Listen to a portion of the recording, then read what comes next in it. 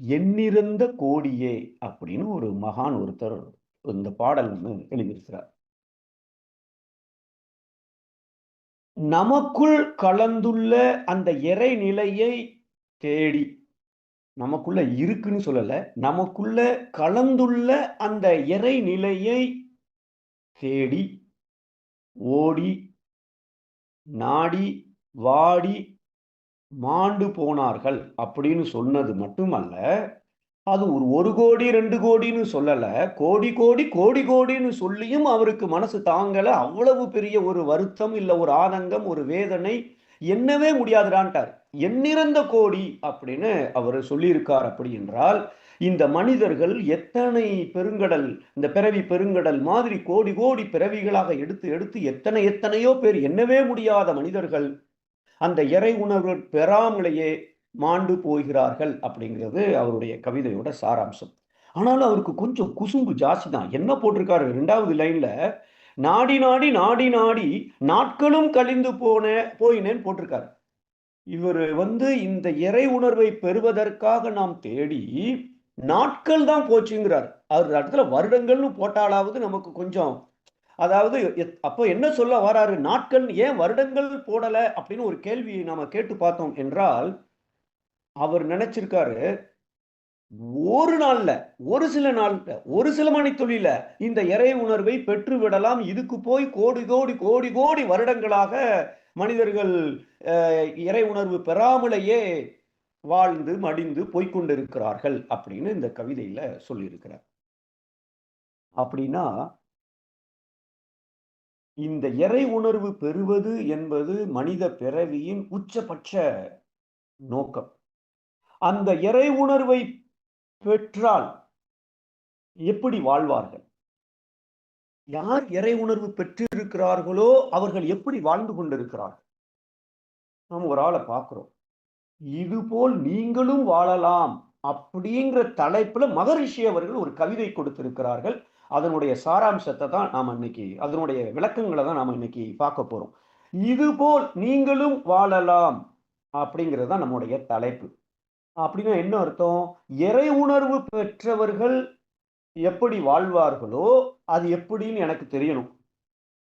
அப்பதான் அவர் போல, இது போல நம்ம வாழ முடியும்.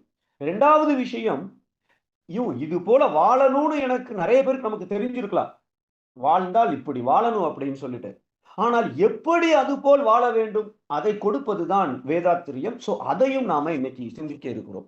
சோ அப்போ இது போல் நீங்களும் வாழலாம் என்றால் எது போல் வாழலாம்? முதல் கேள்வி. எப்படி வாழ வேண்டும்? எதை போல் நாம் ஆகலாம், ஆக வேண்டும், வாழ வேண்டும்? அதை சாதிப்பது எப்படி? அதுதான் நம்மளுடைய குறிக்கோள். இப்போ இறை உணர்வு பெற்றவர்கள் நமக்கே தெரியும், ஆனந்தமாக வாழ்ந்து கொண்டிருப்பார்கள். நினைச்சது நடக்கும், நடப்பதை நினைப்பார்கள் அப்படின்னு நம்ம நிறைய தடவை அதை கேள்விப்பட்டிருக்கோம். இப்போ இது போல் வாழலாம், இது போல் ஆகலாம் என்றால் எது போல் ஆக வேண்டும் அப்படின்னு ஒரு கேள்வியை கேட்டா மகரிஷி அவர்கள் அந்த கவிதையில், நான் அந்த கவிதையை ஆரம்பத்துல இருந்து போல பின்னாடியில இருந்து போறேன். ஸோ தட் நம்ம லாஜிக்கலா அந்த சீக்வன்ஸை புரிஞ்சுக்கிட்டு அதுக்கப்புறம் கடைசியா அந்த கவிதையை நம்ம பார்க்கலாம். அப்ப எது போல் ஆகலாம் அப்படின்னு சொன்னால் மகரிஷி அவர்கள் அந்த முதல் நம்ம எடுத்துக்க வேண்டிய விஷயம், எது போல் நாம் வாழ வேண்டும், ஆக வேண்டும் என்றால் நிறைவான ஒரு வாழ்க்கையை வாழ வேண்டும். எந்த குறையும் இருக்கக்கூடாது. இன்னைக்கு மருத்துவர்ட்ட போகணும்னு நினைக்கிறேன், கால்ல ஒரு ப்ராப்ளமா நல்ல மருத்துவர் இருக்கணும், நல்ல டயக்னாஸ் பண்ணணும், உடனே எனக்கு கிடைச்சிடும், ஒரு குறை இல்ல, 2 மணி நேரத்துல போச்சு, எல்லாம் தீர்ந்த அடிப்படையா அந்த நோய்க்கான மூல காரணத்தை அவரால கண்டுபிடிக்க முடியுது, அதை அட்ரஸ் பண்ண முடியுது, போச்சு. அதுக்கப்புறம் அந்த நோய் எனக்கு திருப்பியே வரல. பையனுக்கு ஒரு காலேஜ்ல சேர்க்கணும், இல்ல நான் இப்ப சாப்பிடணும், நல்ல எனக்கு பிடிச்ச உணவாக, எனக்கு பிடிச்ச மாதிரியான ஒரு டேஸ்ட்ல, அந்த உருவத்துல அந்த உணவு எனக்கு கிடைக்கும். நினைச்சதெல்லாம் அவருக்கு நடந்துகிட்டு இருக்கு. அப்ப அந்த வாழ்க்கையில எங்கேயுமே ஒரு குறை என்பதே இல்லை. ஒரு நிறைவான வாழ்க்கை எப்படி வாழ்வது? இறை உணர்வு பெற்றவர்கள் நிறைவான ஒரு வாழ்க்கையை வாழ்ந்து கொண்டிருக்கிறார்கள். அதுபோல நானும் ஆக வேண்டும். அப்போ முதல்ல இது போல் நீங்களும் ஆகலாம் என்றால் நிறை உணர்வோடு நான் வாழ வேண்டும். எப்படி நிறை உணர்வோடு வாழ்வது? இன்னைக்கு இருக்கிற காலகட்டத்துல இப்ப நம்ம கத்தார்ல இருக்கிறவங்கலாம் இன்னைக்கு நம்ம டக்குன்னு நம்ம இந்த வருஷம் நம்ம அடுத்த வருஷம் அங்கேருந்து ஒரு உதாரணத்துக்கு ஒரு கற்பனைக்கு நாம போய் தமிழ்நாட்டுல நம்ம ஊர்ல சொந்த ஊர்ல வாழணும்னு நினைச்சா கொஞ்சம் நீங்க ஒரு கால்குலேஷன் போட்டு பாருங்க. மாசம் எவ்வளவு ஆகும்? சொந்த வீடு வச்ச பிறகு கூட. இப்போ இன்னும் ஒரு 10 வருஷம் கழிச்சு, 20 வருஷம் கழிச்சு நம்ம போறோம் அப்படின்னு சொன்னால், இல்ல அப்போ நமக்கு மாத செலவுக்கு எவ்வளவு தேவைப்படும்? அப்படின்னு ஒரு சின்ன கால்குலேஷன் போட்டாலே அப்படி கண்ண கட்டும். அப்போ பணம் இல்லாமல் எப்படி வாழ்வது? நிச்சயமாக மகரிஷி அவர்கள் பொருள் துறையும் வேண்டும், அருள் துறையும் வேண்டும் என்று சொல்லியிருப்பார்கள். நமக்கு தேவையான பணம், பொருள், பதவி, செல்வாக்கு, புலனின்பம், மக்கள் அத்தனையும் நாம சாதிக்க வேண்டும், அடைய வேண்டும். அப்பதான் நம்ம இந்த இறை உணர்வை பெறுவதற்கான அந்த பயணத்திலே இனிமையாக அந்த பயணத்துல நம்ம வெற்றி அடைய முடியும். சாப்பாட்டுக்கே வழி இல்லைன்னா பெரிய ப்ராப்ளம். ஆனா அதுல எப்படி இருக்கணும் என்பதை மகரிஷி அவர்கள் சொல்லியிருப்பார்கள். பற்றற்ற பற்றோடு நாம அதுல இருக்கணும் அப்படின்னு சொல்லியிருப்பாங்க. சரி, அப்ப நிறைவான வாழ்க்கை வாழ்வது என்றால் நமக்கு பொருள் வேணும், புகழ் வேணும், செல்வாக்கு வேணும், மக்கள் வேணும், புலன் இன்பத்தை அனுபவிக்கணும், அத்தனை வேணும். ஆனா இன்னைக்கு மக்கள் இதை மட்டுமே வாழ்க்கையின் நோக்கமாக வைத்து ஓடிக்கொண்டிருக்கிறார்கள். அந்த அந்த மகான் சொன்ன அந்த தேடி ஓடி வாடி அதுதான் நடந்துட்டு இருக்காங்க. அப்போ இந்த ஒருத்தருக்கு இப்போ 1 கோடி இருந்தா நம்ம வாழ்க்கை நிம்மதியா இருக்கும் அப்படின்னு 1 கோடி சம்பாதிக்கிறார் அப்படி என்றால் அதோட அவருக்கு நிறைவு கிடைத்து விடுமா? 10 கோடி இருந்தா நிறைவு கிடைத்து விடுமா? 100 கோடியே அவர் அச்சீவ் பண்ணிட்டாரு, நிறைவு கிடைத்து விடுமா? 10,000 கோடியை சம்பாதிச்சிட்டார். நீ பார்க்கிறோமே 10,000 கோடி வைத்திருப்பவர்கள் எப்படி ஓடிக்கொண்டிருக்கிறார்கள், ஆடிக்கொண்டிருக்கிறார்கள் என்று நம்ம பார்க்கிறோம். இது வெறும் பணம் மட்டுமல்ல, சாப்பாடே இன்னைக்கு சூப்பர் சாஃப்டா எனக்கு ஒரு இட்லி, சட்னி, சாம்பார், வடை இவ்வளவும் கிடைச்சது. இப்ப நாளைக்கு இதுல நிறைவு கிடைத்து விட்டது. இன்னைக்கு சாப்பிட்டது நாளைக்கு சாப்பிடும்பொழுது இதே மாதிரி இல்லையே என்ற ஒரு குறைதான் முதல்ல நிக்குமே ஒழிய அங்க நிறைவு இருக்குமானா இருக்காது.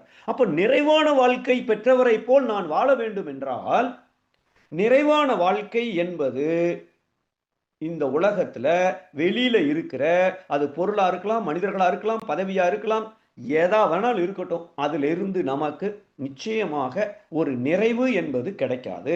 10 கோடி இருந்தா இன்னொரு கோடி இருந்தா நல்லா இருக்குமே, சைக்கிள் இருந்தா பைக் இருந்தா நல்லா, இப்படிதான் மனம் போய் கொண்டிருக்கும். அதன் காரணமாக தான் நாமளும் இயங்கிக் கொண்டிருக்கிறோம். அப்போ நிறைவான வாழ்க்கை என்பது புறச்சூழலில் இருந்து வெளியில கிடைக்கிற அந்த டெம்பரரியா இருக்கிற பொருள், புகழ் அதுல இருந்து நமக்கு கிடைக்காது அப்படின்னு நமக்கு தெரியும். நம்ம ஒரு சாதாரண வீட்ல வச்சிருக்கிற நகையா இருக்கலாம், சேலையா இருக்கலாம், ட்ரெஸ்ஸா இருக்கலாம், ஃபோனா இருக்கலாம், எந்த வேணாலும் எடுத்துக்குவோம். நிச்சயமாக அதுல நிறைவு என்பது ரொம்ப ரொம்ப கஷ்டம். அப்போ நாம எப்படி இந்த நிறைவான வாழ்க்கை வாழ்வது? புறப்பொருள்ல இல்ல, நமக்குள்ள இருக்கு. அதை உணர்ந்தா தான் நாம நிறைவாக வாழ முடியும்.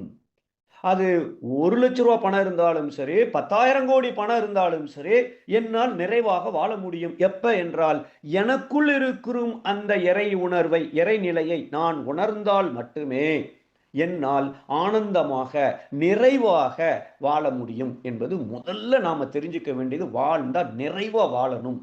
அதற்கு நான் வெளியில தேடுவது முக்கியமல்ல. தேடணும், கண்டிப்பா வாழ்க்கையில அதெல்லாம் வேணும். ஆனால் எக்காரணத்தை கொண்டும் என் சந்தோஷத்தை குறைத்து கொண்டு ஆனந்தத்தை காம்ப்ரமைஸ் பண்ணிட்டு நாம் வாழக்கூடாது. அப்போ இது போல் நீங்களும் ஆகலாம் அப்படின்னு சொன்னால் நிறை மனதோடு வாழ வேண்டும். அப்ப அதுக்கு என்ன செய்யணும்? மகரிஷி அவர்கள் அருமையான நமக்கு அந்த அந்த கவிதையில மகான் சொன்னதை எப்படி செயல்படுத்துவது என்பதை செயல்படுத்துவதற்கு தேவையான போதனைகளை நாம பின்பற்றி சாதனையாக மாற்றுவதற்கு தேவையான பயிற்சிகள் அத்தனையும் வேதாத்திரியம் நமக்கு கொடுத்திருக்கிறது. அல்டிமேட்டா அதுல தெரிஞ்சுக்க வேண்டிய விஷயம் என்ன? இறை உணர்வு என்றால் என்ன அப்படின்னா, எல்லாம் இறைநிலை தான். எனக்குள்ளேயும் இருக்கு, ஒய்ஃபுக்குள்ளேயும் இருக்கு, இந்த பேனாலையும் இருக்கு, கம்ப்யூட்டர்லையும் இருக்கு, எல்லாமே இறைநிலைதான் என்ற உணர்வு யாருக்கு வருகிறதோ, எல்லாமே இறைநிலைங்கும் போது எப்படி ஒரு குறை அவருக்கு தோணும்? இறைவன் இருக்கிற ஒரு சன்னிதானத்துல கோவில்ல கொடுக்கிற பிரசாதத்தை நாம குறை சொல்லாத நாம, அப்போ எல்லாமே இறைநிலை என்பது என்னுடைய உணர்வில் இருக்குமானால் யார் எதை பண்ணினாலும் அங்க குறை என்பது தெரியாது. நிறை மட்டுமே கண்ணுக்கு தெரியும். அங்கதான் ஒரு நிறைவான மனநிலை, நிறைவான வாழ்க்கை கண்டிப்பாக நமக்கு கிடைக்கும். கஷ்டம் சார், அது எப்படி சார் முடியும்? ஒய்ஃப்ட்ட ஒன்று கேட்குறோம், காதே கேட்காத மாதிரி வாட்ஸ்அப்பில் நோண்டிட்டு இருக்காங்க. எப்படி நிறைவாக இருக்க முடியும்? இது எல்லாவற்றையும் நாம் இறைநிலையாக நாம பார்க்கிறது கஷ்டமா? கஷ்டமே இல்ல. நாம பார்த்திருக்கிறோம் ஆக்சுவலா. அதற்கு அப்புறம் விட்டு போச்சு. மறந்துட்டோம். அத நமக்கு சொல்லி தரல ப்ராப்பரா. எப்போ? ஒரு 1 வயசு பாப்பா, ஒரு 4 மாசத்துக்கு முன்னாடி நடந்தது. எங்க வீட்ல இந்த ரியலா அந்த கார் இருக்கிற மாரி ஒரு மினி கார் ஒண்ணு எங்க வீட்ல இருக்கு. ஒரு கிஃப்ட்டா வந்தது. அத வந்து ஓட்டிட்டு போலாம். அ ஒய்ஃபு, என் பொண்ணு எல்லாம் கிச்சன்ல ஏதோ பிஸியா இருக்காங்க. ஸோ நான் வச்சுக்கிறேன் அப்படின்னு சொல்லிட்டு நான் வச்சிருந்தேன் அந்த அவன. அந்த கார்ல உட்கார வச்சிருந்தேன். உட்கார வச்சிருக்கிறான். எனக்கு ஏதோ ஃபோன் வந்தது. நான் பேசிட்டு இருக்கேன். அவன் பக்கத்துல காருக்கு வெளியில நான் ஒரு சின்ன சேர போட்டு உட்கார்ந்திருக்கிறேன். அவன் பாட்டுக்கு குதிச்சுட்டு இருக்கான், ஆடிட்டு இருக்கான், ஏதோ பேசிட்டு இருக்கான், எல்லாம் பண்ணிட்டு இருக்கான். ஒரு 10 நிமிஷம் கழிச்சு வெளியில வரணும்னான்னு சொல்லி நான் அவன தூக்கலான்னு போறேன். அங்க அவன் டாய்லெட் போயிட்டான். மலம் போயிருக்கான். போனது மட்டுமல்ல, அது மேலேயே மிதிக்கான். அந்த கால கொண்டு மேல வச்சிருக்கிறான். எல்லாத்தையும் வச்சிருக்கான். நல்ல வேளை கையில மட்டும் படல. கையில பட்டா என் கண்ணுக்கே பட்டுருக்கும். ஸோ அந்த ஏரியா பூரா உள்ள சீட்டு அது இதுன்னு எல்லா பக்கமும் ஆயிருக்கு. இப்போ கொஞ்சம் யோசித்து பார்த்தோம்னா, இந்த ஒரு சின்ன நிகழ்விலிருந்து இப்போ நான் நல்லது செய்யணும்னு நெனச்சு தான் அவன தூக்கி வச்சிருக்கேன். விளையாட்டு காமிக்கணுன்ட்டு அதுல வச்சிருக்கிறேன். ஆனால் இப்ப என்ன ஆச்சு, ஒய்ஃப் வந்தாங்க, பொண்ணு பார்த்தாங்க. ஐய்யய்யோ! அ ஆக்சுவலா இன்ஃபாக்ட் அவன் வந்து பேம்பர்ஸ் போட்டிருந்தான். எதுக்கு போட்டு இவங்க பேம்பர்ஸ் எப்ப பார்த்தாலும் போட்டுட்டு இருக்காங்கன்னு நான் தான் பேம்பர்ஸ கழட்டியிருக்கேன். அவங்கள்ட்ட கேட்கவும் இல்ல. கேட்டிருந்தா அம்மாக்கு தெரிஞ்சிருக்கும், பையன் எப்ப போவான் அப்படின்னு தெரிஞ்சிருக்கும். இப்ப கழட்டாதீங்க டாடின்னு அவ சொல்லியிருப்பா. நம்ம புத்திசாலித்தனம் ரொம்ப ஜாஸ்தி. ஸோ எதுக்கு நம்ம பாட்டுக்கு கழட்டிருமேன்னு கழட்டி அங்க உட்கார வச்சிருக்கேன். அவன் கிளீனா அவனுடைய செயல அவன் செய்துட்டான். இப்போ நான் நல்லது செய்யணும்னு ஒரு செயல செஞ்சிருக்கிறேன். இப்ப அத சரி இதுக்கு ஒரு பிராயச்சித்தம் தேடிறலாம்ன்னு சொல்லி, "ஏம்மா நீ அவன போட்டு கழுவு. நான் இத கிளீன் பண்ணிடுறேன்னு" சொல்லி அத நீங்க எதுவுமே செய்யாதீங்க. அப்படியே விட்டுருங்க. நாங்க பார்த்துக்கிறோம்ட்டாங்க 2 பேரும். பிராயச்சித்தம் செய்றதுக்கும் நமக்கு வாய்ப்பு கிடைக்கல. இப்ப அங்கன ஒரு பாவத்த நம்ம செஞ்சாச்சு. ஆனா, இதிலிருந்து நான் ஒரு 4, 5 விஷயம் கத்துக்கிட்டேன். முதல் விஷயம், எல்லாவற்றையும் சமமாக பார்க்கிற அந்த பக்குவத்தை நாம் பெற்று அவனுக்கு மலம் எதுன்னு வித்தியாசமே தெரியலையே. எல்லாம் ஒண்ணு தானே! அப்போ ஆனா என்னன்னா, மகரிஷி அவர்களுடைய கவிதைகளை படிக்கும்போது, நீங்க எதையுமே வந்து தப்புன்னு சொல்றதுக்கோ, இல்ல ஒரு சின்ன 0.001% அதுல ஒரு சின்ன ப்ராப்ளம் இருக்குன்னு சொல்றதுக்கோ, குறை இருக்குன்னு சொல்றதுக்கோ, இத விட இப்படி இருந்தா பெட்டர்ன்னு சொல்றதுக்கோ, 0.0001% கூட அவர் வாய்ப்பு குடுக்காத அளவுக்கு இந்த கவிதையை குடுத்திருக்கிறார். எல்லா இறைநிலை தான் நெனைக்கணும். அது குழந்தை கூட நெனைக்குது. ஆனா, நாம அப்படி நெனச்சா நமக்கு தான் ப்ராப்ளம் வாழ்க்கையில. அதனால அவர் வார்த்தைய எப்படி போட்டிருக்காரு அந்த கவிதையில, "முதிர்ந்து வரும் அறிவு எறை காட்சி என உள் உணர்ந்து நிறைவாய் உள்ளேன்." இதுதான் அந்த கவிதையோட கடைசி லைன். அதாவது, அந்த குழந்தைக்கு அறிவு முதிர்ச்சி அடையல. அதனால அதிலேயே விளையாண்டுட்டு இருக்கு. ஆனா நமக்கு எல்லாம் ஒண்ணுதான். ஆனாலும் அறிவு முதிர்ச்சி அடைந்ததினால் அதை எப்படி கையாளணுமோ அப்படி கையாள வேண்டும். இதுதான் அவரு குடுத்திருக்கிற முதிர்ந்து வரும் அறிவு இறை காட்சி என உள் உணர்ந்து நிறைவாய் உள்ளேன். இதுதான் இதுபோல் ஆக வேண்டும், இதுபோல் வாழலாம் அப்படிங்கிறதுல முதல் விஷயம் எல்லாம் இறைநிலைங்கிற ஒரு உணர்வு. அதே சமயம் முதிர்ந்து வரும் அறிவு, அறிவு பேரறிவு நிலைக்கு, முற்றறிவு நிலைக்கு, கடவுள் நிலைக்கு என்னுடைய அறிவை உயர்த்தி உயர்த்தி உயர்த்தி அந்த நிலையில் இருந்து எல்லாம் இறைநிலைன்னு பார்த்தால் கண்டிப்பாக நிறைவான ஒரு வாழ்க்கை நமக்கு கிடைக்கும் அப்படிங்கிறது தான் மகரிஷி அவர்கள் அந்த முதல் பாயிண்டாக இதை நமக்கு கொடுத்திருக்கிறார்கள். அப்போ இது கிடைச்சிடுச்சுன்னு சொன்னால், வெளிச்சூழல் எது இருந்தாலும் சரி, என்னால் ஆனந்தமாக, நிறை உணர்வோடு என்னால் வாழ முடியும். ஆனா என்ன வித்தியாசம்? முதிர்ந்து வரும் அறிவுன்னு ஒண்ண குடுத்திருக்கிறார். அப்ப நாம அறிவ வந்து வளர்த்துக்கிட்டே போணும். இப்ப அது நடந்த பிறகு எப்பமாவது ஒரு தடவ என்ட்ட குடுத்தீங்கன்னா, நான் வந்து பேம்பர்ஸ கழட்டுவேன் கேட்காம? சான்ஸே இல்ல. யார் குழந்தையா இருந்தாலும் கழட்ட மாட்டேன். ஏன்னா, இப்ப அறிவு கொஞ்சம் முதிர்ச்சி அடைந்திருக்கிறது. அந்த பக்குவம் வந்திருக்கிறது. ஓகே. யாராவது இத போய் என் ஒய்ஃப்ட்டயோ, என் பொண்ணுட்டயோ கேட்றாதீங்க. கேட்டா, இதுல என்னன்னா, இது நடந்ததெல்லாம் உண்ம. ஆனா நான் பேம்பர்ஸ கழட்டல. இன்னொருத்தர் கழட்டியிருக்காங்க. ஓகேவா? சரி ரைட். இப்போ அ கேட்டா அவங்க கழட்டலையேன்னு சொல்லுவாங்க. அப்புறம் நான் பொய் சொன்ன மாரி ஆயிறக்கூடாது. சரி ரைட். இது வந்து நம்ம ஒரு சின்ன எக்ஸாம்பிள் தான் எடுத்திருக்கோம். இதே எக்ஸாம்பிள பேஸ் பண்ணி தான் இன்னைக்கு சிந்தனை உரை பூரா இருக்க போகுது. ஒரு ஒரு அ இத வச்சுட்டு அடுத்த சில பாயிண்ட்ஸும் வரப்போகுது. சரி, இதுபோல் நீங்களும் ஆகலாம். இதுபோல் நீங்களும் இது போல் ஆகலாம்ங்கிறதுல முதல் விஷயம் என்ன தெரிந்து கொள்கிறோம்? எல்லாம் இறைநிலை என்ற உணர்வோடு, அதே சமயம் குழந்தை மாதிரி இல்லாம, எது நன்மை தரும் எது தீமை தரும் என்று பிரித்து உணர்ந்து நாம அதை அணுகுகிறோம். இந்த ஒரு உணர்வு ஃபர்ஸ்ட் விஷயம், நிறைவான மனநிலை. உண்மையிலே இருக்கா நமக்கு? எப்படி சார் இருக்கீங்க அப்படின்னு கேட்டா, இருக்கேன் சார், போகுது சார், டீக்க சார், சல்தா ஹே சார், அப்படின்னு சொல்றமே ஒழிய எக்ஸலண்டா இருக்கும், அட்டகாசமா இருக்கும். எங்க நம்ம சொல்லியிருக்கிறோம்? அப்படி சொன்னால் அட்லீஸ்ட் நிறைவான ஒரு வாழ்க்கை கிடைப்பதற்கான தகுதியை நான் மேம்படுத்தி இருக்கிறேன் அப்படின்னு அர்த்தம். இது முதல் விஷயம். ரெண்டாவது விஷயம், மகரிஷி அவர்கள் இதுபோல் நீங்களும் ஆகலாம் அப்படின்னு சொன்னார். ரெண்டாவது என்ன செய்யணும்னு சொல்றாரு, நீங்க கொடுக்கிறதுல தான் கவனம் இருக்கணுமே ஒழிய பிறரிடமிருந்து வாங்குவதில் இருக்கக்கூடாது. கொடுப்பது அன்றி கேட்பது இல்லை. ரெண்டாவது பாயிண்ட் இதை போட்டிருக்காரு. கொடுப்பது அன்றி கேட்பது இல்லை. எது என்ன நடந்தாலும் சரி, நான் பிறருக்கு என்ன நன்மை செய்ய முடியும், பிறருக்கு எதை கொடுக்க முடியும், எப்படி கொடுக்க முடியும், நான் என்னிடம் இருக்கிற தகுதிகளை வைத்துக்கொண்டு, திறமைகளை வைத்துக்கொண்டு, பொருளை வைத்துக்கொண்டு, நேரத்தை வைத்துக்கொண்டு, ஆற்றலை வைத்துக்கொண்டு நான் என்ன கொடுக்க முடியும் அப்படின்னு தான் நம்முடைய இறை உணர்வு பெற்றவர்கள் வாழ்ந்து கொண்டிருப்பார்கள். பிறரிடமிருந்து எதையாவது வாங்கணும் அப்படிங்கிறது, கேட்கணும், வாங்குறது இல்லை. மகரிஷி யூஸ் பண்ற வார்த்தை கேட்பதுன்னு சொல்லுறார், கேட்பது இல்லைங்கிறார்.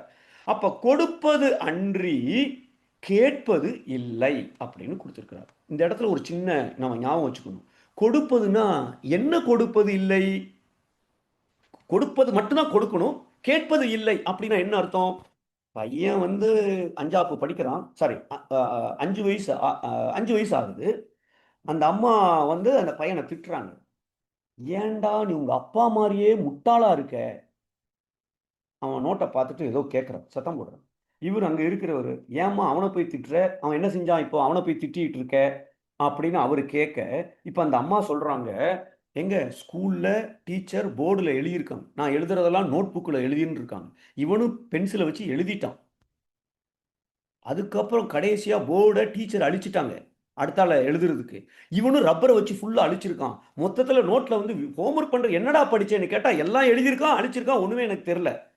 எப்படிங்க உங்களை மாதிரியே இவன் வந்திருக்கான் அப்படின்னு சும்மா பதில் சொல்றாங்கன்னா, கொடுப்பது அன்றி கேட்பது இல்லை என்றால் இந்த இடத்துல அவர் என்ன கொடுக்கணும்?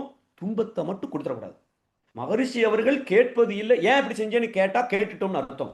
உனக்கு அறிவு இருக்க, ஏன் உன்னுடைய அறிவு அங்க வரலையா அப்படின்னு அர்த்தம். என்ன சொன்னாலும் சரி, நம்ம ஏதோ ஒன்று கேட்டுட்டா ப்ராப்ளம், கோபப்பட்டாலும் கேட்டதா தான் அர்த்தம். ஸோ அப்போ கொடுப்பது அன்றி கேட்பது இல்லை என்றால் அந்த அம்மா டென்ஷன் ஆயிட்டாங்க, பையன் எதையோ எழுதி அழிச்சிட்டு வந்துட்டான். இப்போ அவர்களுக்கு இனிமையை எப்படி கொடுப்பது, அட்லீஸ்ட் அமைதியை எப்படி கொடுப்பது? இந்த அளவில் நான் யோசிச்சு அமைதியை கொடுப்பதற்கு தேவையான செயலை நான் செய்வதுதான் இறை உணர்வு பெற்றவர்கள் வாழ்ந்து கொண்டிருக்கிற முறை, நிலை. அதே போல் நம்மளும் வாழணும். அப்ப கொடுப்பது அன்றி கேட்பதில்லை அப்படின்னா நாம தினசரி வாழ்க்கையில காலையிலிருந்து நைட்டு வரைக்கும் நம்ம ஏதாவது குறை சொல்றோம், திட்டுறோம், எரிச்சப்படுறோம், கோவப்படுறோம், கட்டளையிடுறோம், வற்புறுத்துறோம், அவமானப்படுத்துறோம், அதிகாரம் செய்யறோம், அத்தனையும் இதுக்கு விதிமீறல் தான், நாம தப்பு பண்ணிட்டு இருக்கோம் அப்படின்னு அர்த்தம். இது ரெண்டாவது விஷயம். மூணாவதா மகரிஷி அவர்கள் என்ன கொடுக்குறாங்க, எதை போல் வாழணும் நம்ம அப்படின்னு சொன்னால், அவர்களிடம், இறை உணர்வு பெற்றவர்களிடம் எதிர்பார்ப்பு என்பது சுத்தமாக இல்லை. கேட்டது இல்லை, கொடுப்பது மட்டுமே. அதாவது இனிமையை அல்லது சந்தோஷத்தை, இன்பத்தை கொடுப்பது மட்டுமே. இங்க என்ன சொல்றாரு? எதிர்பார்ப்பு இல்லைங்கிறார். என்ன சார் இது ஃபாலோ பண்ற விஷயமா சார்? 50,000 ரூபாய் வாங்கினார் சார், 15 நாள்ல தாரேன்னு சொன்னாரு சார். இப்ப நீங்க சொல்றத பார்த்தா கேட்கவும் கூடாது, அடுத்தாப்புல எதிர்பார்க்கவும் கூடாது. அவர் தருந்தா வாங்கிக்கிங்க, தரலைன்னா விட்டுருங்க. இதெல்லாம் என்ன நம்ம இந்த வாழ்க்கை, இந்த உலகத்துல இன்னைக்கு இருக்கிற தற்கால சூழ்நிலையில நாம வாழ்ந்துட முடியுமா இப்படி இருந்தால் அப்படின்னு நமக்கு ஒரு சந்தேகம் வரும். இங்க 2 விஷயத்தை நம்ம புரிஞ்சுக்கணும்.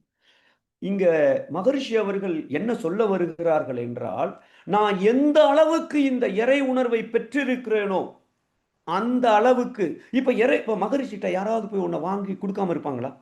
திருடன் கூட ஒண்ணுமே இல்லை அந்த ரூம்ல, வெறும் கடிகாரம் இருந்திருக்கு திருவாயமையூர்ல படுக்கும்போது, அதை எடுத்துட்டு போனவன் திருப்பி கொண்டு 2 நாள்ல வச்சுட்டான். அந்த அளவுக்கு நாம் உயர்ந்தால் எப்படி இந்த பிரச்சனை நமக்கு வரும்? ஒரு பிரச்சனையும் வராது. அங்க ஏன் எதிர்பார்க்கணும்? எதிர்பார்ப்பு என்கிற ஒரு நினைப்பே இல்லாத அளவுக்கு நம்முடைய சூழ்நிலைகள் தானா அப்படி அமைந்து கொண்டிருக்கும். இது முதல் விஷயம். 2வது விஷயம், எதிர்பார்க்க கூடாது அப்படின்னு சொன்னா, நாம அந்த நிலையை அடைகிற வரை கடனை கொடுத்துருக்கோம், கொடுத்த பணத்தை நம்ம வாங்கித்தானே ஆகணும். மனம் புண்படாத அளவில், சார் வாங்குனீங்களே சார், 15 நாள்னு சொன்னீங்க, 1 மாதம் ஆயிடுச்சு, ஏதாவது பிரச்சனையா? கொஞ்சம் கிடைச்சா எனக்கு கொஞ்சம் உதவியாக இருக்கும், எனக்கு கொஞ்சம் பணம் தேவைப்படுது. தப்பே கிடையாது. நம்ம பணம், நமக்கு உரிமை, நாம் அனுபவிக்கிறது தான் நமக்கு கொடுக்கப்பட்டிருக்கிற இறைவனுடைய கட்டளை. ஏன் நம்ம அதை ஏமாளியா ஆகணும் அப்படின்னு அவசியமே இல்லை. ஆனால் கொடுக்கிறது எதுவா இருக்கணும், அவர் மனம் துன்படாத அளவுக்கு இன்பத்தை, இனிமையை கொடுக்கிற அளவிலே நாம செய்த காரியத்தை, நாம என்ன நம்முடைய உரிமை இருக்கிறதோ அதை நாம பண்ணணும்.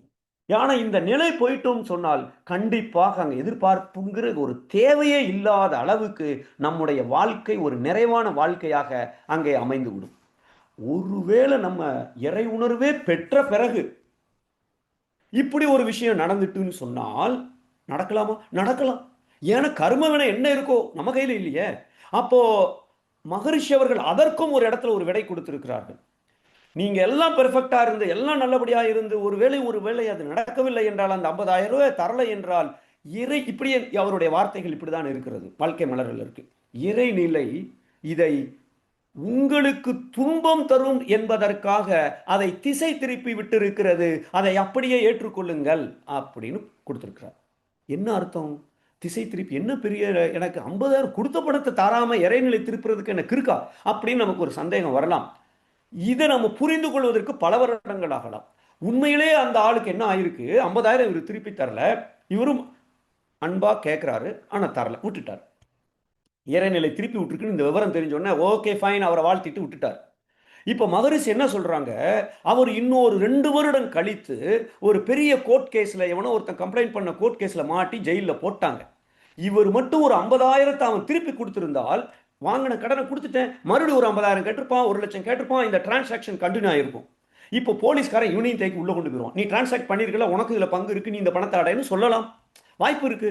இப்படியெல்லாம் நடந்துவிடக்கூடாது என்பதற்காக இறைநிலை திசை திருப்பி விட்டிருக்கிறது என்று நீங்கள் எடுத்துக்கொள்ள வேண்டும் என்று மகரிஷி அவர்கள் இந்த விளக்கத்தை அந்த இடத்துல கொடுத்திருப்பார்கள். ஆக 3வது விஷயம், எதிர்பார்ப்பு இல்லை. இதுவும் நாம இதை இது போல் வாழலாம் அப்படிங்கிறதுக்கு எதிர்பார்ப்பு இல்லாமல் வாழ வேண்டும். நாம வாழ்ந்துட்டு இருக்கோமா அப்படின்னு பார்க்கணும். 4வது விஷயம், நம்ம வாழ்க்கையை வாழ்வதற்கு நம்முடைய திறமை. இந்த இடத்துல எனக்கு சந்தேகம் வந்துச்சு. இவர் கொடுத்திருக்கிறது கரெக்ட் தானா? அவர் எப்படி கொடுத்திருக்கிறாரு, திறமை தானா வளருதுன்னு போட்டிருக்காரு. முழு திறமை வளர்கிறது அப்படின்னு கவிதையில போட்டிருக்காரு. வளர்க்கணும்னு போடல. என்ன இது இப்படி மகரிஷி இப்படி கொடுத்திருக்காங்களே, வளர்க்கிறதுன்னு போடலையே, வளர்கிறதுன்னு போட்டிருக்காங்களே, இது எந்த அளவுக்கு உண்மை?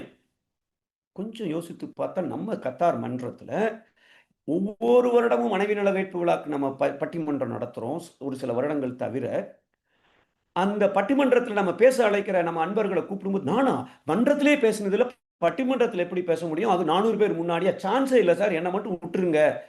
அவர்கள் அந்த பட்டிமன்றத்தில் எப்படி பேசினார்கள் என்பது ஒரு 2 மாத இடைவெளியில் அவர்களுடைய திறமை எப்படி வளர்ந்திருக்கிறது. அப்போ முழு திறமை வளர்கிறது என்பதை நாம கண்கூடாக எத்தனையோ அன்பர்கள் அனுபவித்திருக்கும் பொழுது, இது ஏன் நம்ம கண்டிப்பா செய்ய முடியாது? அப்ப இந்த முழு திறமை வளர்கிறதுங்கிறதுக்கு எதை செஞ்சா வளருங்கிறது அதுக்கு முந்தின லைன்ல இருக்கு. நம்ம அதை கொஞ்ச நேரத்துல பார்க்க போறோம். ஆக இப்ப நாம இதுவரைக்கும் நாம என்ன பார்த்திருக்கோம், இது போல் வாழலாம் அப்படின்னு சொன்னால் எல்லாம் இறைநிலை என்ற உணர்விலே முதிர்ந்த அறிவோடு நாம எல்லாத்தையும் பார்க்கணும். அப்படி நாம வாழணும் நிறை உணர்வோடு. 2, கொடுப்பது மட்டுமே தான் என் வேலையா இருக்கணும், கடமையா இருக்கணும், கேட்பது இல்லை, எதிர்பார்ப்பு இல்லை, முழு திறமை வளர்கிறது. அதுக்கு நான் கொஞ்சம் முயற்சி எடுக்கணும். கண்டிப்பா முயற்சி எடுக்காம தானா எப்படி வளரும்? ஸோ கொஞ்சம் முயற்சி நம்ம எடுக்கணும். ஆனா ரொம்ப ஃபாஸ்டா, இப்போ அந்த பட்டிமன்றத்தில் பேசுறவங்க முயற்சி எடுக்காமலே இருந்தாங்க, வந்தாங்க, சொன்னதெல்லாம் கேட்டாங்க, பிராக்டிஸ் பண்ணாங்க. ஆனா அவங்களா ஒண்ணு இதை தேடி போல, இயற்கை அவர்களை இழுத்திருக்கிறது. அப்போ முழு திறமை வளர்கிறது என்பதை நம்ம அந்த அளவுல புரிஞ்சு கொள்ளலாம். இப்போ இதெல்லாம் நமக்கு செய்யணும் அப்படின்னு இந்த விஷயங்களை போல நானும் வாழணும் என்றால், அதற்கு என்னுடைய தகுதியை நாம உயர்த்தி கொள்ள வேண்டும். அந்த தகுதியை உயர்த்தி கொண்டால் மட்டுமே அந்த 5ஐயும் நாம பின்பற்ற முடியும். அந்த 5ஐயும் பின்பற்றி நம்மளால 4ஐயும் பின்பற்றி வாழ முடியும். அந்த தகுதிகள் என்ன அப்படிங்கிறத நம்ம இப்ப தெரிஞ்சுக்கணும். அதற்கு முன்னாடி ஒரு சின்ன தத்துவத்தை நாம புரிந்து கொள்ள வேண்டும். என்ன தத்துவம் சொன்னால், இப்ப ஒருத்தர் இறை உணர்வு பெற்று விட்டார். நினைச்சதெல்லாம் நடக்கும். நடக்கும். இறை உணர்வு பெற்றுவிட்டு அவர் பாட்டு உட்கார்ந்துருக்காரு. எனக்கு ஒரு 1000 கோடி தேவைப்படுது. ஏன்னா நான் ஃப்ரீயா எல்லாருக்கும் இந்த வேதாத்திரியத்தை நான் கொண்டு போலான்னு நினைக்கிறேன். சான்ஸே இல்லை, நடக்காது இல்லையா? அது மகரிஷி அவர்களே ஒரு கவிதையில் இதுக்கு ஆன்சர் கொடுத்துருப்பாங்க. முனிவரே ஆனாலும் சரி, பசிச்சுன்னா அவர் தான் சாப்பாடை எடுத்து சாப்பிடணும், சாப்பாடை அது என்ன வேணுமோ அதை செய்யணும். முனிவரே ஆயினும்னு என்ன அர்த்தம்? இறை உணர்வு பெற்றவரே ஆனாலும் சரிதான். அப்போ இந்த இடத்துல நினைப்பதை நடக்கும் அப்படின்னு நாம அடிக்கடி சொல்லுகிறோம். அதை தவறாக புரிந்து கொள்ளக்கூடாது. நாம் அதற்கு தேவையானதை செய்ய வேண்டும். ஆனால் இறை உணர்வு பெற்றவர்கள் அவர்கள் என்ன வேணும்னு நினைக்கிறாங்களோ அதை செய்வதற்கான சரியான என்ன செய்யணுங்கிறத உள்ளுணர்வு வழிகாட்டும். அது அடுத்தப்பட இன்னொன்னு சொல்லியிருப்பாங்க, நடப்பதை நினைப்பார்கள். இதை போய் நான் உடைக்கணும்னு நினைச்சா, நான் இல்லை, இறை உணர்வு பெற்றவராக இருந்தாலும் சரி, நானா இருந்தாலும் சரி, ஒரு படு முட்டாளா இருந்தாலும் சரி, இதை உடைக்கணும்னு அடிச்சா என் கைதான் உடையுமே உடைய, செவுரில் ஒரு சின்ன கீறல் கூட விழாது. அப்போ இறை உணர்வு பெற்றவர்கள் நினைத்ததை சாதித்து நிறை உணர்வோடு வாழ வேண்டும் என்றால், கடவுள் நாம எப்பொழுதுமே நிறைவாக வாழ வேண்டும் என்றால், கடவுள் நமக்கு நினைச்சதெல்லாம், அதாவது நல்லதை மட்டுமே கொடுக்க வேண்டும் என்றால், அவர் ஒரு ரூலை ஃபாலோ பண்றார். அந்த ரூல் என்னன்னு தெரிஞ்சு அதை நான் ஃபாலோ பண்ணணும். அதற்கு அதற்கு தகுந்தாப்புல என்னுடைய செயல்களை முயற்சிகளை வைத்துக் கொண்டால் கண்டிப்பாக நிறைவான ஒரு வாழ்க்கை அமைந்துவிடும். அவர் ஃபாலோ பண்ற இறைநிலை ஃபாலோ பண்ற ரூல் என்ன? மகரிஷி அவர்கள் நமக்கு பிரம்மஞானத்தில் கொடுத்திருப்பாங்க. கூறுதல் அறம்.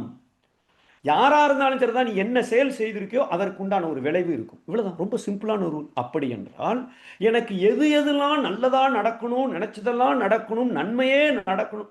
ஒருத்தர் வேண்டாரு, 10 கோடி இருந்தா போதும் சார், என் லைஃப் நல்லா இருக்கும். 10 கோடி கிடைச்சிட்டு, இந்த 10 கோடி கிடைக்கும் போது அவருக்கு ஒரு குரோனிக் டிசீஸ் வந்துடுச்சு, உங்க லைஃபே 4 வருஷம் முடிஞ்சிரும் சொல்றாங்க.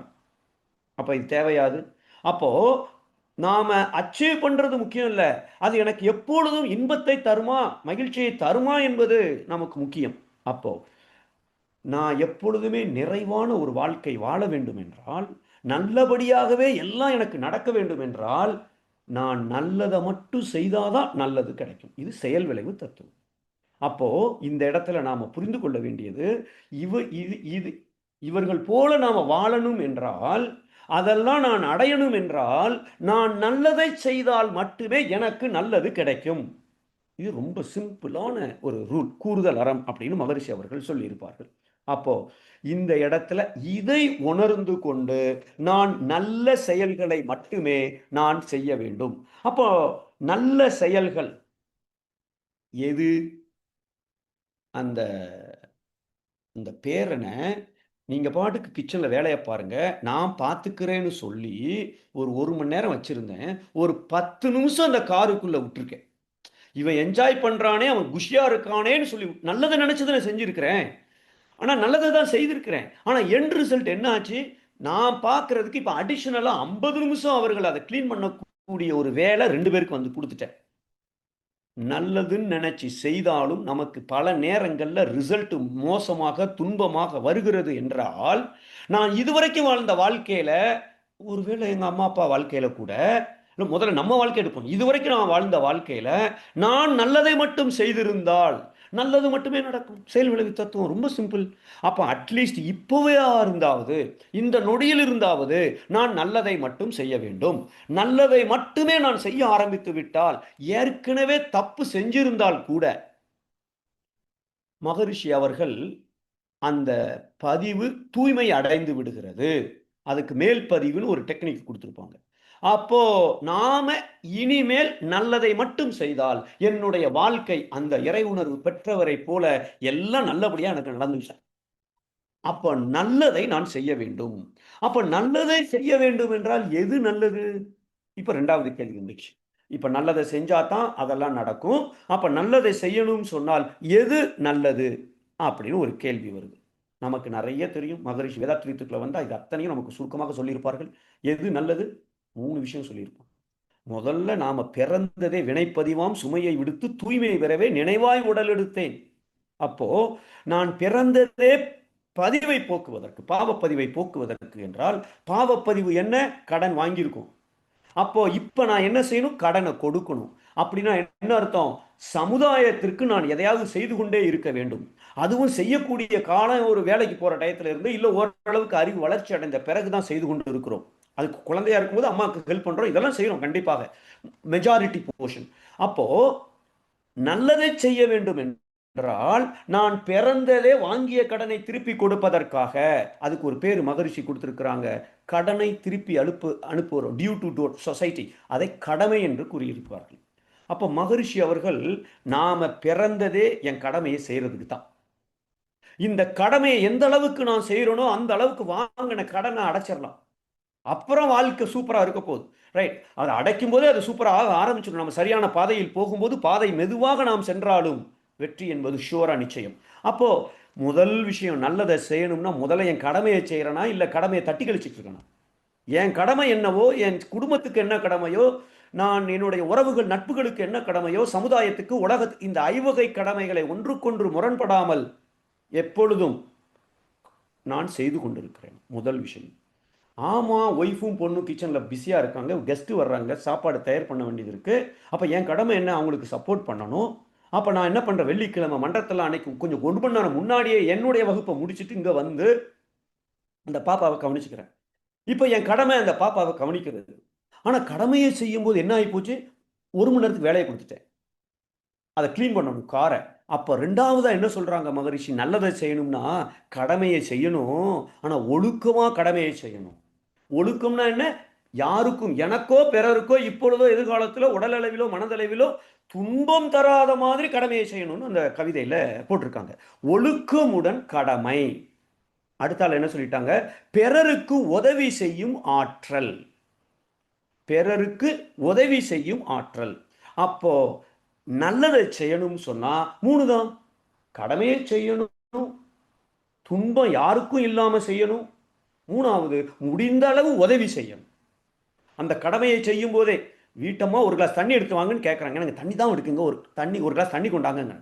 ஏன் உன் கால் இல்லையா, போக முடியாதா, ஏன் அப்படின்னு கேட்கறதுக்கு பதிலாக, இது என்னுடைய கடமை, அவங்க எத்தனை இது எனக்கு சர்வீஸ் பண்ணிட்டு இருக்காங்க, ஆமா போய் தண்ணி எடுத்து கொடுக்குறோம். ஆனால் தண்ணி எடுக்கிறதுக்கு வேலை இல்லையா அப்படின்னு மனசுக்குள்ள திட்டிக்கிட்டே நான் போனேன்னு சொன்னால் ஒழுக்கமுடன் கடமை என்பது அங்கே போச்சு. பிறருக்கு உதவி என்பது டோட்டலாக போச்சு, பாவத்தை பண்ணிட்டு இருக்கேன் இப்போ. அப்போ நல்லதை செய்தால் எனக்கு நல்லது நடக்கும் என்றால் நான் செய்ய வேண்டியது ஒழுக்கமுடன் கடமை, பிறருக்கு உதவி செய்யும் ஆற்றல். இவை வாழ்வில் ஓங்கி, எனக்கு இது வாழ்வில் என்னுடைய வாழ்க்கையில இது எனக்கு கிடைச்சிக்கிட்டே இருக்கணும். இப்படி செய்ய ஆரம்பிச்சுட்டேன்னு சொன்னா அடுத்த லைன்ல இன்னொன்னு சொல்றார். என்ன சொல்றாரு? நான் இதை ஒழுங்கா பண்ணிட்டா அடுத்த லைன்ல ஒளி வீசி, இப்ப நான் என் வாழ்க்கையை ஆனந்தமா வச்சுட்டேன், பிறரும் ஆனந்தமாக வாழ்வதற்கு என்னுடைய அறிவை, அனுபவத்தை பிறருக்கு பயன்படுகிற அளவிலே அந்த ஞானத்தை கொடுத்து பார் உலக மக்கள் நல நாட்டத்தில் தொண்டன் ஆனேன். தொண்டு செய்துன்னு சொல்லல, தொண்டன் ஆனேன். அதாவது உலகத்தில் இருக்கிற மக்கள் அத்தனை பேருக்கும் உதவுகிற வழியிலே என்னுடைய தொண்டை நான் செய்கிற ஒரு தொண்டனாக மாறிவிட்டேன் அப்படின்னு இந்த கவிதையில குறிப்பிட்டிருக்கிறார். அப்போ இதுபோல் நீங்களும் வாழலாம்ங்கிறதுக்கு ஒரு 4 விஷயம் பார்த்துருக்கோம். அதை நாம செய்யணும்னு சொன்னால் நல்லதை செய்யணும். அது என்னெல்லாம்? ஒழுக்கமுடன் கடமை, பிறருக்கு உதவி செய்யும் ஆற்றல். இதை நாம் அது அடுத்தது அப்புறம் வச்சுக்குவோம். பிறருக்கும் ஒளி வீசுவதை அடுத்த ஸ்டெப்பா வச்சுக்குவோம். முதல் ஸ்டெப்பு, நான் ஆனந்தமாக வாழ்வதற்கு தேவையான அந்த நல்ல செயல்களை செய்து கொண்டிருக்கிறேனா, இது 2வது டாபிக். முடிச்சிட்டோம். அதை இப்போ தெரிஞ்சு போச்சு. இதை எப்படி நான் பின்பற்றுவது அப்படின்னு ஒன்று தெரியணும். இதை நான் எப்படி பின்பற்றுவது? அதுக்கு நான் என்ன செய்யணும்? இது போல் நீங்களும் வாழலாம். என்ன செய்தால் இதெல்லாம் வாழலாம். இப்ப இதெல்லாம் செய்யணும்னு சொல்லிட்டோம். இதை நாம செயல்படுத்துவதற்கு, தினசரி வாழ்க்கையில கடைபிடிப்பதற்கு மகரிஷி அவர்கள் அகத்தவம், அகத்தாய் நமக்கு கொடுத்திருக்கிற அத்தனை பயிற்சிகளும் இதை செயல்படுத்துறதுக்கு தான். எந்த பயிற்சியும் இதுக்கு உதவாதுன்னு சொல்றதுக்கு ஒண்ணுமே இல்லை. அத்தனை பயிற்சிகளையும் நான் பின்பற்ற பின்பற்ற பின்பற்ற இது நமக்கு நடக்கும். ஆனா இந்த கவிதையில என்ன சொல்றாரு? அதுக்கு ஒரு 4 விஷயம் வேணுங்கிறார். அந்த தகுதியை நாம் வளர்த்துக்கொள்ள வேண்டும் அப்படின்னு சொல்றாரு. அந்த தகுதியை வளர்த்துக் கொள்வது, அந்த தகுதி என்னென்ன அப்படின்னு கேட்டா, முதல் விஷயமா என்ன சொல்றாரு? அந்த அந்த கவிதையில எப்படி வருதுன்னா, கண் மறவா விழிப்பு நிலை. ஒரு நொடி கூட நான் மயக்கத்தில் போயிடக்கூடாது. கண்மறவா விழிப்பு நிலையில நான் அந்த கடமைகளை செய்யணும்னா எப்பொழுதும் அவேர்னஸ்ல இருக்கணும், விழிப்பு நிலையில இருக்கணும். அப்படின்னு என்ன அர்த்தம்? கடந்த கால அனுபவம், நிகழ்கால சூழ்நிலை, இதை செய்தால் என்ன விளையும் என்ற எதிர்கால விளைவை கணித்து நான் என்ன செய்தால் நன்மை மட்டுமே விளையும், உனக்கும் ஊருக்கும் நல்லதாய் அப்படிங்கிறத கணித்து நான் அந்த செயலை செய்கிற அளவுக்கு நான் விழிப்பு நிலையில் இருக்க வேண்டும். அதுவும் அயரா விழிப்பு நிலை, கண் மறவா விழிப்பு நிலைன்னு இந்த கவிதையில கொடுத்திருக்கிறார்கள். இந்த அயரா விழிப்பு நிலையில இருக்கணும்னு சொன்னால் நான் தவத்தை ரெகுலரா செய்யணும். அலைச்சுழல் 4க்கு கீழே 14க்கு கீழே இருக்கணும். ஆனாலும் என்ன செய்யணும் அப்படிங்கிறது எனக்கு தெரியணும்னா உள்ளுணர்வு சொல்படி நான் கேட்டால் கண்டிப்பாக அது நன்மையாகத்தான் முடியும். அப்படி என்றால் அலைச்சுழல் 1 2 3 இந்த 4க்கு கீழே குறையிற அளவுக்கு நான் மெடிடேஷனை ஒழுங்கா பண்ணியிருக்கணும். சப்போஸ் என்னுடைய அலைச்சுழல் அந்த டயத்தில் நான் பேம்பஸை கலெக்டர்லேன்னு சொல்லிட்டேன், இருந்தாலும் ஒரு உதாரணத்துக்கு இப்போ என்னுடைய அலைச்சுழல் அவன் பையன் விளையாடுறான்னு சொல்லி நானும் அவனுக்கு ஈக்குவலாக விளையாண்டுட்டு இருக்கேன்னு சொன்னால் அலைச்சுழல் 14க்கு கீழே இருக்காது. அப்போ நான் என்ன பண்ணியிருப்பேன்? அந்த பேம்பஸை கலட்டும் போது கலட்டி ஒருவேளை இவன் ஆகி போயிட்டான்னா இது கிளீன் பண்ணுறது எவ்வளோ பெரிய விவகாரம். அப்போ அவனை உள்ள விளையாடுறதுக்கு பதிலாக தரையில் விளையாட விட்டா நல்லா இருக்குமோ, அப்போ இந்த செயல் வேண்டாம், இப்படி செய்யலாம்னு எனக்கு தோணியிருக்கும். இதுதான் அயரா விழிப்பு நிலையில் செயலாற்றுவது.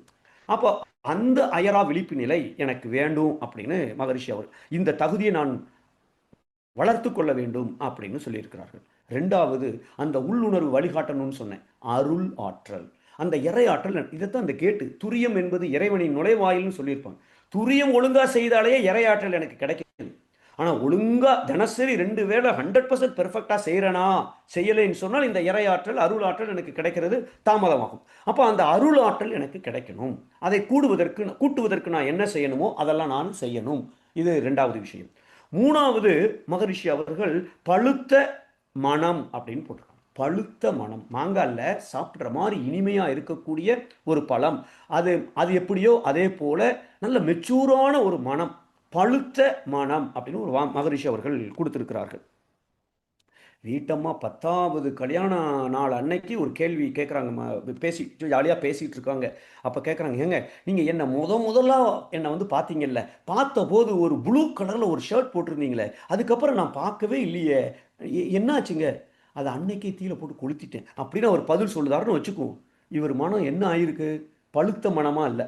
அப்போ பழுத்த மனம் என்றால் எதையும் தாங்கும் சக்தியோடு என்ன வேணாலும் சொல்லு, ஆனால் நான் வந்து அப்செட் ஆக மாட்டேன், எல்லாத்தையும் ஏற்றுக்கொள்ள, எல்லாம் அவன் பண்ணிட்டு இருக்கான், ஆண்டவன் விளையாட்டு, ஆண்டவன் திருவிளையாடல் அப்படிங்கிற அளவுக்கு என் மனம் பக்குவப்பட வேண்டும். அதனால தான்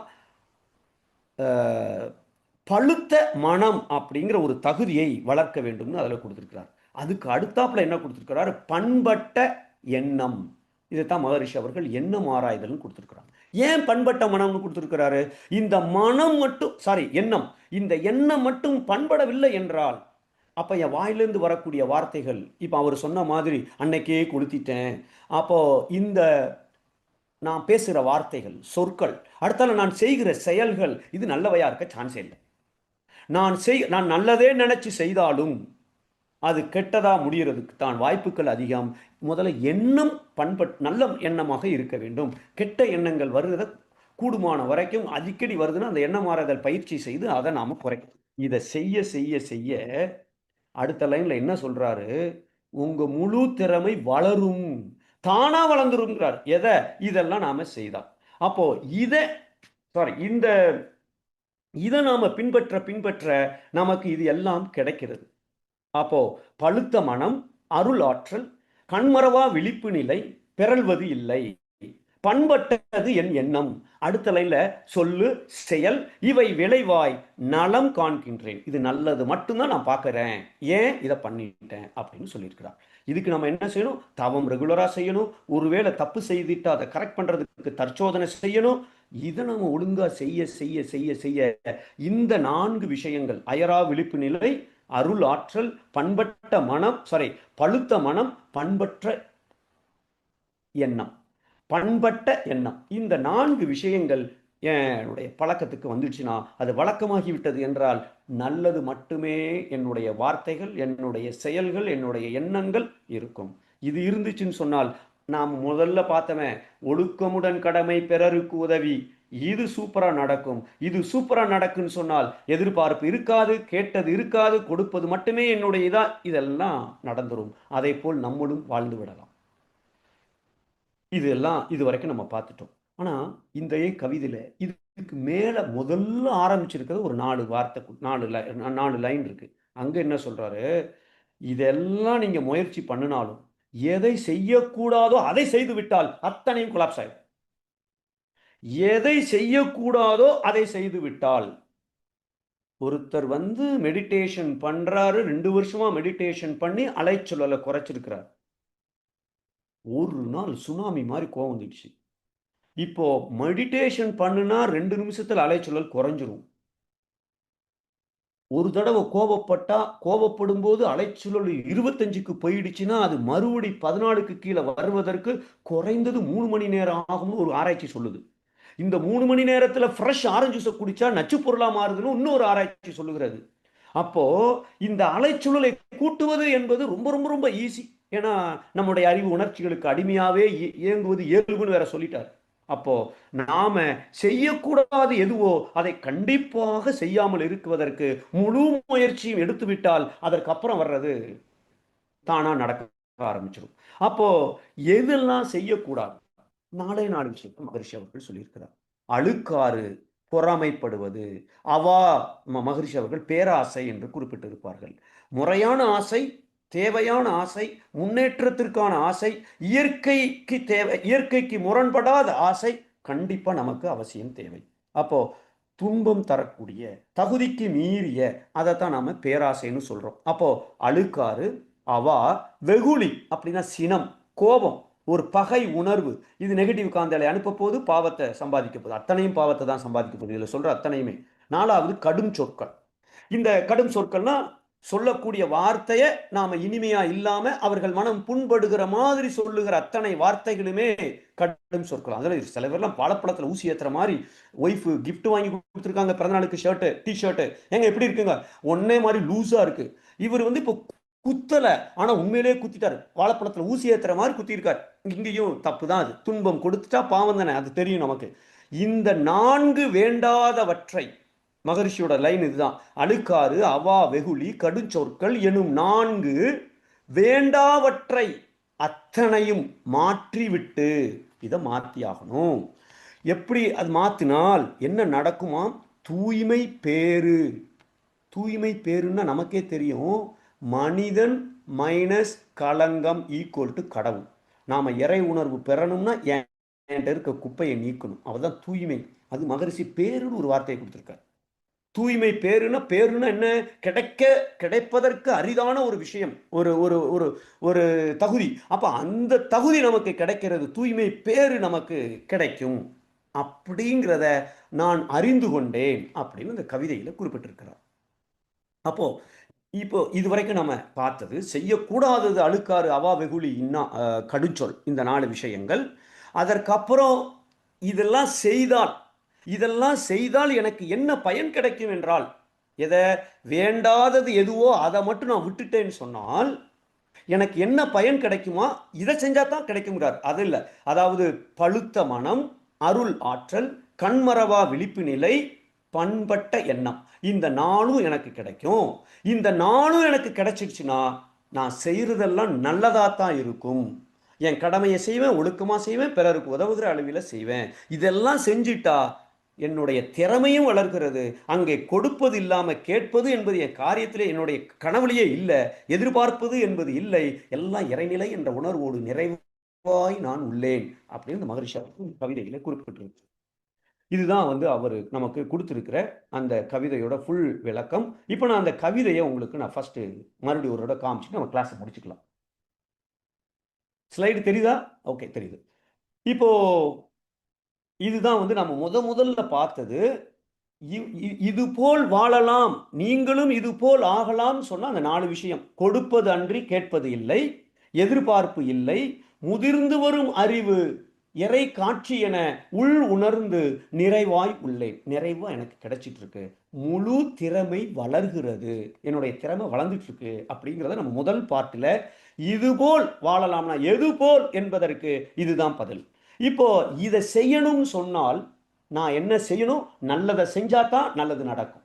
அது யாரா இருந்தாலும் சரி. அப்ப நல்லதை மட்டும் செய்யணும்னா 3 விஷயம் செய்யணும். கடமையை செய்யணும், ஒழுக்கத்தோடு செய்யணும், பிறருக்கு உதவி கொண்டே செய்யணும். என்ற அளவுல உதவணும். இது முதல்ல செய்ய வேண்டியது. இதை செய்ய செய்ய செய்ய முடிந்த அளவுக்கு நாம இந்த உலக மக்களே இந்த ஞானத்தை கொடுப்பதற்கு நான் எப்படி ஆனந்தமா இருக்கணும், நிறைவா இருக்கணும், அதை பிறரும் வாழ்வதற்கு நான் உதவி செய்யும். இது மகரிஷி அவர்கள் அவர் தொண்ட நானேன்னு குறிப்பிட்டிருக்கிறார். நாம அதை நோக்கி நாம போகணும். ஏன்னா இவரை போல் நாம் வாழ வேண்டும். அப்போ இந்த எதை செய்யணும் அப்படிங்கிறதுக்கு, இந்த நல்லதை செய்யணுங்கிறதுக்கு இந்த 3 விஷயத்தை நம்ம பார்த்தோம். இதை செய்யணும்னா எனக்கு தகுதி வேணும். மனம் ஸ்ட்ராங்கா இருக்கணும், பழுத்த மனமா இருக்கணும். என்ன யார் எதை சொன்னாலும் அப்செட்டே ஆகக்கூடாது. அல்லது நானே எதை செய்தாலும் பாப்பா நல்லதுன்னு நினைச்சு செய்த இப்படி ஆயிட்டு, ஐயோ நம்ம இப்படி பண்ணணும், இப்படி ஆகி போச்சேன்னு நான் தலையில வச்சு என்னையே நான் துன்பம், அதாவது அப்செட் ஆயிட்டேன்னு சொன்னால் அங்கேயும் சிக்கல் தானே. அப்ப மனம் பழுக்கலைன்னு அர்த்தம். அதுதான் சொல்லியிருப்பாங்க, பழுத்த நிலை வரும் வரை நீ நான் என்போம்.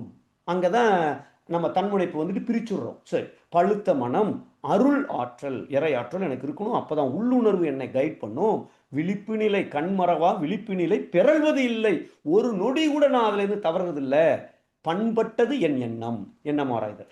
இதை செஞ்சுட்டா சொல்லு செயல், என்னுடைய வார்த்தைகளும் செயலும் நலமே காண்கின்றேன். நல்லதுதான் நடக்கும். இப்ப நல்லதுதான் நான் செய்ய ஆரம்பித்து விட்டால் என்னுடைய எதிர்காலம் நிறைவான ஒரு வாழ்க்கையாக அமையும். எல்லாமே இதுக்கு கீழே இருக்கு. நீங்களும் இது போல் ஆகலாம்ங்கிற தலைப்புல கொடுத்திருக்காரு. இப்ப அதுக்கு என்ன செய்யக்கூடாது என்பதுதான் முதல் பேராகிராஃப்ல மகரிஷி அவர்கள் கொடுத்திருக்கிறார். அழுக்காறு, அவா வெகுளி, கடும் சொற்கள் எனும் 4 வேண்டாவற்றை அத்தனையும் மாற்றிவிட்டு தூய்மை பேறு அடைந்த பயன் அறிவந்தேன் அப்படின்னு கொடுத்திருக்காரு. நாங்க இந்த நீங்களும் இது போல் ஆகலாம்ங்கிற ஒரு தலைப்பு ஃபிளையரை போட்டு நம்ம குரூப்ல போட்ட உடனே நமக்கு இந்த கவிதை அவங்க எப்படிதான் அவங்களுக்கு டைம் இருக்குன்னு தெரியல. இந்த ஞான களஞ்சியத்தில் இதை பேஸ் பண்ணி தான் என்னுடைய சிந்தனை உரை இருக்கும்னு சொல்லி அந்த கவிதை எனக்கு ரம்யா சென்னையிலேருந்து அனுப்பிச்சிட்டு அவங்க அதை படிச்சும் பார்த்துட்டு ஒரு கேள்வி கேட்டிருந்தாங்க. சார், இதில் ஒரு சின்ன மிஸ்டேக்குன்னு நினைக்கிறேன் சார், ஒரு மிஸ்ஸிங் ஆயிட்டு சார். அறிவு அறிந்தேன்னு இருக்கணும்னு நினைக்கிறேன், நீங்க என்ன நினைக்கிறீங்க? அறிவு அறிந்தேன்னு இருக்கணும், ஆனால் அறிவந்தேன்னு இருக்கு அப்படின்னு ஒரு மெசேஜ் போட்டிருந்தோம். நான் அதை கொஞ்ச நேரம் அப்புறம் ஏதோ ஒரு வேலையில் இருந்தேன், அது முடிச்சோன்னே பார்க்கலான்னு சொல்லிட்டு. ஆனால் நான் என்ன பண்ணேன், அதை இன்னொருத்தர் என்னுடைய நண்பர் ஒரு பேராசிரியருக்கு அதை அனுப்பிச்சி விட்டுட்டேன். அனுப்பிச்சிட்டு இது எது ஸ்பெல்லிங் மிஸ்டேக் இருக்குமா, அறிவு அறிந்தேன் என்பது தான் சரியா அப்படின்னு ஒரு கேள்வியும் கேட்டு அவருக்கு அனுப்பிச்சி விட்டுட்டேன். அவர் அதை பார்த்துட்டு ஒரு 3-4 ஹவர்ஸில் எனக்கு பதில் போட்டிருந்தார். கண்டிப்பாக அது அறிவு அறிந்தேனா தான் இருக்கணும், ஆனாலும் பழைய எடிஷனில் எப்படி இருக்குன்னு நான் பார்த்து சொல்கிறேன் அப்படின்னு போட்டுட்டேன். சார் அவ்வளோலாம் சிரமப்படாதீங்க, ஒன்றும் பிரச்சனை இல்லை அப்படின்னு அவங்களுக்கு சொல்லிட்டேன். அதுக்கப்புறம் தான் நான் இந்த கவிதையை பார்க்க ஆரம்பித்தேன். அப்போ பார்த்துட்டு நான் என்ன பண்ணிட்டேன், அவங்களுக்கு ஒரு பதில் போட்டேன். இல்லை அறிவந்தேன் என்பது தான் கரெக்டுன்னு ஒரு பதிலை போட்டுட்டேன். இப்போ நீங்கள் 2 எடுத்தாலும் அது பொருந்தும், ஒன்றும் பிரச்சனை இல்லை. நான் ஏன் அறிவந்தேன் தான் கரெக்டுங்கிற கருத்தை மட்டும் நான் சொல்லிடுறேன். பட் அதை நீங்கள் எப்படினாலும் எடுத்துக்கொள்ளலாம்.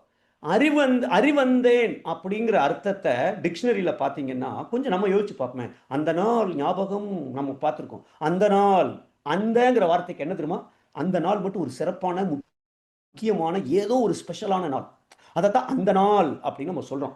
அந்தங்கிற வார்த்தைக்கு அப்படி ஒரு நம்ம அஜெக்டிவ்னு சொல்லுவோம், அந்த மாதிரி ஒரு அடைமொழி இருக்குது. ஒரு சிறப்பு, ஒரு முக்கியமான அப்படின்னு ஒரு அர்த்தம் இருக்கு. இப்ப அறிவந்தேன் அப்படின்னு தமிழ் டிக்ஷனரியில போய் பார்த்தா அறிந்தேன் அப்படின்னு தான் அதுல போட்டிருக்கான்.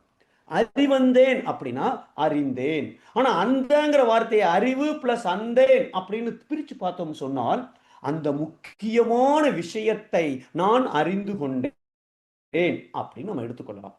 அறிந்தேன் எந்த முக்கியமான விஷயத்தை?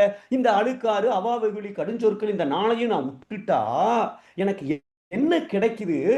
தூய்மை பேரு. தூய்மை பேருனா என் களங்கம் நீங்கி விட்டது. நீங்கி விட்டதுன்னா என்ன? நானும் இறைநிலையும் ஒன்று. அதுக்கு இன்னொரு பேர் என்ன? முழுமை பேரு, வீடு பேரு. அதனால் அடைந்த பயன் அறிந்தேன். முழுமை பேரு கிடைச்சது மட்டுமல்ல, அதனால் அடைந்த பேரு, தூய்மை பேரு அடைந்த பயன், அதனால எனக்கு என்ன யூஸ் என்பதை அறிந்தேன், புரிந்து கொண்டேன் அப்படிங்கிற அர்த்தம் வர்றதாக நான் பார்க்கிறேன். ஏன்னா இந்த இடத்துல அறிவு அறிந்தேன்னு போட்டால் அறிவுனா தெய்வத்தான், தெய்வத்தை அறிந்தேன்னு அர்த்தம். அங்க ஏன் ஒரு தூய்மை பேருங்கிற ஒரு வார்த்தை வரணும்? சப்போஸ் இது அறிவு அறிந்தேன்னே வச்சுக்குவோம், வைத்துக்கொண்டால் அடுத்தாப்புல ஒரு 4 லைன்ல அவர் என்ன பயன் அறிந்தேங்கிறத கொடுத்துருக்காரு. அப்ப இந்த 2வது பேராகிராஃப் ஒரு லிங்க் இல்லாம போயிடும், தனித்து நிற்கும். அப்ப அறிந்தேன்னு போட்டால் என்ன பயன் அறிஞ்சேன், அதை அடுத்த லைன்ல சொல்லிட்டார். பழுத்த மனம் அருளாற்றல் கண்மறவா விழிப்பு நிலை பிறழ்வதில்லை, பண்பட்டது என் எண்ணம் அப்படிங்கிற ஒரு அந்த பயனை அடுத்த லைன்ல கொடுத்ததினால் நான் அதை எப்படி பார்க்கிறேன்னா, அறிவந்தேன் என்றால் அறிந்தேன் அப்படின்னு பார்க்கிறேன். அறிவு அறிந்தேன் எடுத்துக்கிட்டாலும் தெய்வத்தை அறிந்தேங்கிற ஒரு அர்த்தத்தில் நீங்க எடுத்துக்கொள்ளலாம். ரெண்டுமே தப்பே இல்லை. பட் ஸ்டில் என்னுடைய இது அது சரி. இதுதான் அந்த மொத்த கவிதை. ஸோ இத்தோடு இந்த உரையை நிறைவு செய்து கொள்கிறேன். நன்றி. வாழ்க வளமுடன். வாழ்க வளமுடன்.